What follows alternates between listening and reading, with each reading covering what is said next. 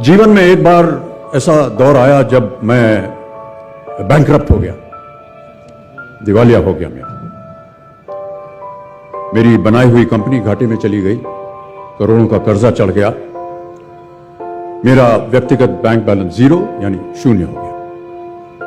कमाई के सब जरिए बंद थे और सरकार की तरफ से घर पर कुर्की के छापे लग गए।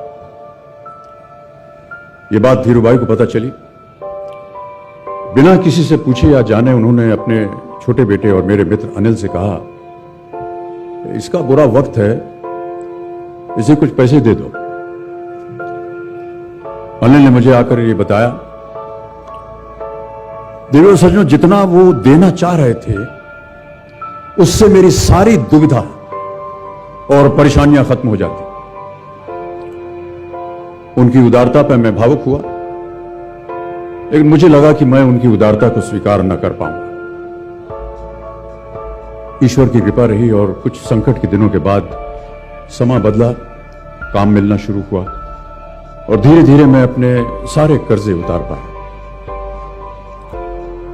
एक शाम धीरूभाई के निवास स्थान से इवेंट पर एक दावत के अवसर पर मुझे भी आमंत्रित किया गया।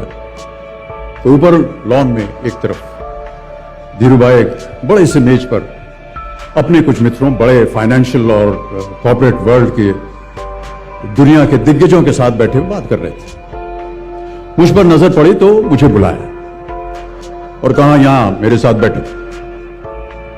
मुझे बड़ा अजीब लगा, मैंने क्षमा मांगी और कहा, मैं उधर अपने मित्रों के साथ बैठा हूं, वहीं ठीक हूं। उन्होंने जिद की और बैठा लिया मुझे। फिर अपनी उस दिग्गजों की महफिल में उन्होंने कहा, यह लड़का गिर गया था लेकिन अपने बल पर फिर खड़ा हो गया, मैं इसकी इज्जत करता हूं।